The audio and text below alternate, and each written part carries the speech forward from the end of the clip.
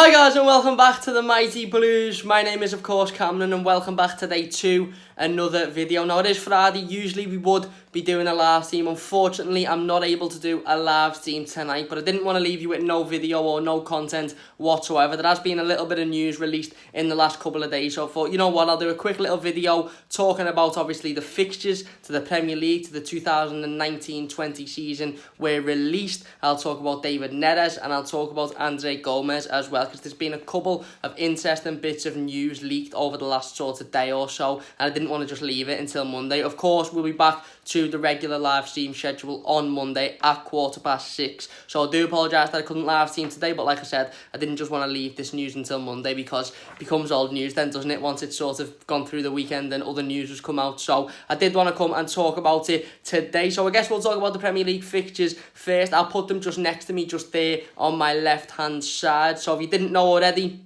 the Premier League fixtures got released at 9 AM yesterday morning on Thursday. Everton drawn Crystal Palace away on the opening day of the season, which is the 10th of August. Our first home game of the season is against Watford. That's on the 17th. We then play Aston Villa away, obviously newly promoted, and one of the longest running fixtures in English football history is Everton versus Aston Villa. So that'll be really, really interesting. That's on the 24th of August. And then we play Wolves at home on the 31st of August. So a couple of tough fixtures there, if I'm being perfectly honest. Listen, Aston Villa away isn't an easy fixture. Palace away, first game of the season, that's not an easy fixture. Now, you know, when you look at it on paper, yes, we probably should be beating a Crystal Palace. Obviously, when we went there late on last season, you know, we were really, really unlucky to not come away with the 3 points. We did everything but score. Obviously, there's rumours flying about that they could lose their two best players in the summer, with Wan-Bissaka being linked to a move to Manchester United and other clubs in the top of the flight of the Premier League. And obviously, Wilfried Zaha, who's constantly linked with moves away. They could be, you know, two of the best players sure come this game. However, they're still a decent team, and at home they're a team that you know usually keeps it compact. In first game of the season, they're not going to be wanting to be being beaten. So it is a tough game. It's a game that's definitely winnable, and a game that we really should be looking to win. But it's still a tough game. Obviously, we've then got Watford at home at Goodison Park, our first home game of the season. We know the history behind Marco Silva and Watford and the hostility that he seemed to get last season. Like I said, then we've got Villa away again. Not an easy fixture. Newly promoted, a team that are going to be wanting to make, you know, an impressive start to their Premier League reign. A team that aren't going to be wanting to go back down, so they're going to be, you know, giving it everything, obviously, to pick points up as early as possible. And then Wolves at home as well. Again, a team that, in my opinion, embarrassed us last season. Got some really, really good players. This isn't to say that they'll all still be there come this game, but the likes of Ruben Neves, the likes of Diego Jota, they're really, really good players. And if they keep the squad that they ended the season with, then again, that's going to be a really, really tough game. So it's definitely a game that I can see us, definitely a run of fixtures, that I can see us picking up, you know, at least 9 out of the 12 points from. But again, it's a run of fixtures that I could see us being beaten in a couple of them as well if we're not on our absolute ball game and, you know, we haven't done the right sort of business in the summer. So it's not the most difficult start to the season. Obviously, we could have got, you know, one of the top 5, one of the top 4 teams, and that would have been, you know, a real test. But it's a run that's winnable in my opinion. All 4 games are winnable. However, it's not a run against 4 of the worst teams in the Premier League really that you're looking at it going, you know, it couldn't be much easier. It's a run against a set of teams that, you know, are going to be fighting, obviously going to want to pick as many points up as possible earlier on in the season. And of course, there's some decent sides with some decent players. Like I said, you've got Ruben Neves, you've got Diego Jota, you've got for Wolves, you've got Zaha, Wan-Bissaka, if they're still there for Crystal Palace as well. Watford have got some okay players, and I dare say Villa will be, you know, on the up as well, and their confidence will be high as well. So like I said, it's not the hardest start for Marco Silva. It's not the easiest start, I don't think either, but it's definitely a start that we can't afford to slip up in, and we should be really picking up points. And like I said, if we can pick 9 or 10 points up, or even 12 points out of them 4 games, then you're sitting there going, okay, you know, these are a set of teams that were always going to be difficult to play, always going to be difficult to get points against, but we've gone out there and we've got the points that we should be getting, and you know, that sets us up really, really well. Obviously, at the start of the season, I want to pick another few games to talk about. Obviously, I've put the full list next to me there, so if you haven't seen it, you can go and see every single game in the Premier League that we'll be playing. Obviously, the dates are subject to change, and The times, etc., are subject to change just because Sky Sports and BT will get involved now and they'll add their little bit of ingredient to the mixer, and I dare say that list will probably look massively different come January time. But obviously, as per usual, Everton Football Club never get an easy December. It hasn't changed this year. If you look at our December fixtures,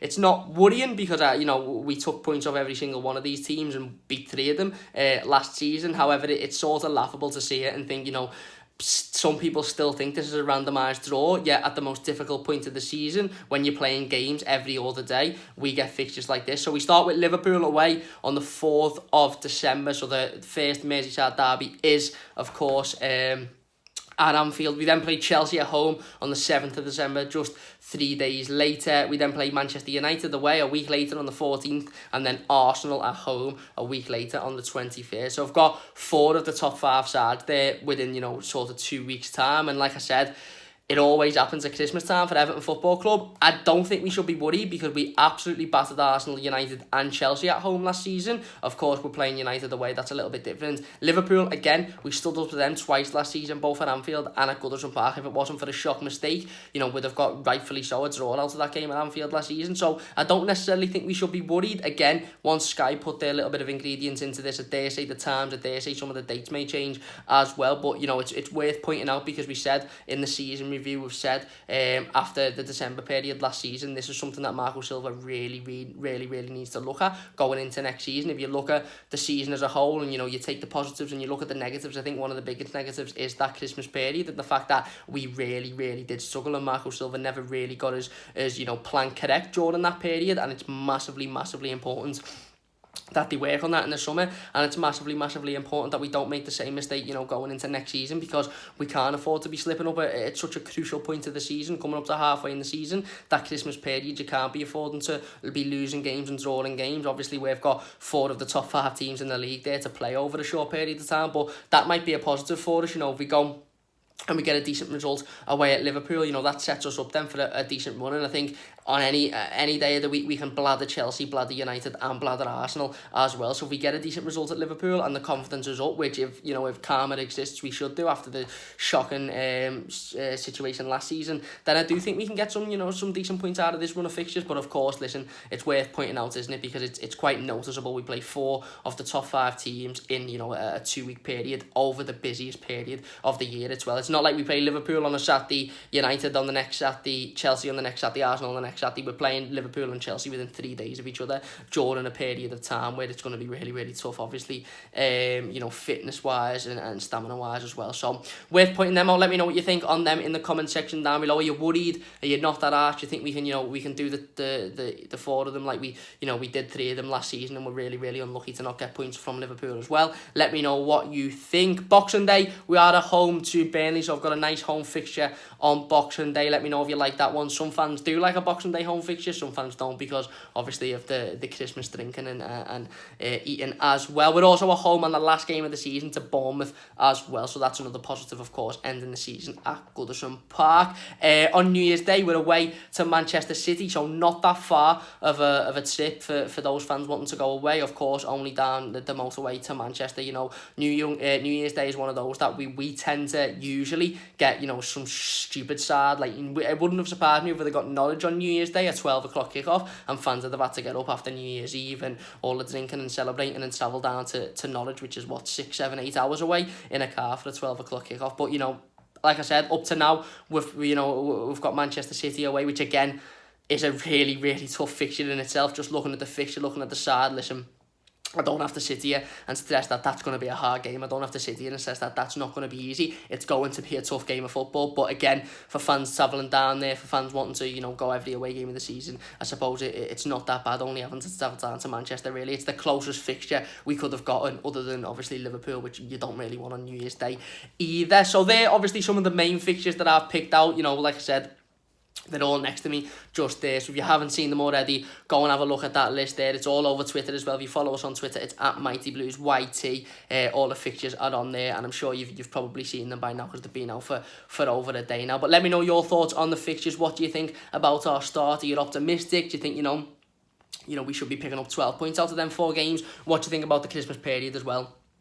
Are you worried, or are you generally just thinking, you know what, we battered a load of them teams at home last season, we battered, we even give United the game away from home, we were unlucky to not come away with points, so you're not that worried? And what do you think, obviously, about the last game of the season against Bournemouth at home, and then New Year's Day against Manchester City away from home? Let me know all of that in the comment section down below. So moving on from the fixtures now, like I said, I suppose a lot of those will get changed over the next sort of couple of weeks and months when Sky and BT get involved. Amazon Prime as well have now got Premier League fixtures.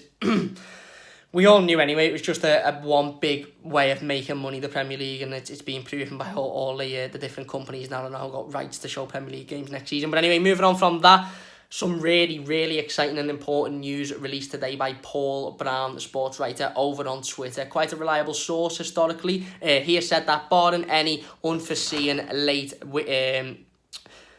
late hitches, Andre Gomes will be an Everton player. He has told Barcelona he only wants to come to Goodison. Final fee could yet be less than £26 million. Now, we spoke on stream a couple of days ago. We spoke on the video as well when I put the video up on Wednesday that I dare say the Andre Gomes deal will get concluded over the next week, or we will at least get a stance on the Andre Gomes deal within the next week. If he's not unveiled as an Everton player, we'll at least have some more information as to where it stands, whether that's, yes, he's going to sign the contract and he'll be an Everton player when he comes back from holiday, yes, or whether it's, we're really, really interested but we're still negotiating. I dare say we will get a stance. However, Paul Brown, like I said, has announced that, he expects it to be done within the next week. The player has apparently agreed a £160,000 a week contract, I think, but that, again, that's just something I've read on Twitter, so that might be massively out. We've seen from various sorts now that he only wants to come to Everton Football Club, and we all knew that the negotiation process was going down between Everton and Barcelona. We knew it was a case of agreeing the deal. Apparently, could be less than £26 million. For me, that's an absolute steal. £26 million for a midfielder that dominated 16 of the Premier League sides last season. Absolute steal for me. It's absolutely nothing. Get him in the door. He wants to come to Everton. The fans want him. The club obviously want him. Get him in as soon as possible. Pay the £26 million if that's what Barcelona wants. Get him to sign the contract and get him in as soon as possible, because they're the type of deals we need to be doing now. We need to be getting Gomes boxed off. If there's anything in the Zuma deal, any possibility that we can get that sorted, we need to get that boxed off as well, so we can start focusing on the other players. We can start focusing on the striker. We can start focusing on the likes of a David Neres as well. So that's really, really important. Obviously, really exciting information. We'll see how that one unfolds in the next couple of days. Hopefully, we're sitting here on stream on Monday saying Andre Gomes is an Everton player. Hopefully he's there. I was going to say modelling the new kit, but he won't be, because that's not getting released for another 16 years yet. So, but hopefully anyway, like I said, it's some really exciting news. We all knew through rumours and just through putting two and two together, basically, that he wanted to come to Everton Football Club and Barcelona wanted to sell him and Everton had interested. So it was always going to happen, in my opinion, that he was going to be an Everton player. It's just a case of sort of when and not will, for me, to be honest. And I guess that still goes on. Like I said, this is just a report from Paul Brown. It's not been announced from the club yet, so it's still that case. Hopefully it's resolved within the next week or so. Moving on for me to the next really important bit of information, and quite exciting bit of information, something that shocked me to read the other day when I read it. Not because I don't think we were interested in the player, not because I don't think we're good enough to have the player, but it just shocked me a little bit. UOL, which I believe is a French source, correct me if I'm wrong, I probably am wrong, but they have rumoured that Everton lead the chase for Ajax winger David Neres. PSG apparently are interested as well. PSG have met with the representatives of Neres' agents, but he believes to favour a move to the Premier League and a move to Everton specifically as well. Now, we all joked a couple of weeks ago when we seen those pictures get released of Richarlison and David Neres having a little bit of a laugh together in Brazil, saying, and obviously showing some sort of brotherly relationship that they have, some sort of friendship that they have over playing in the national team, and that's really nice to see.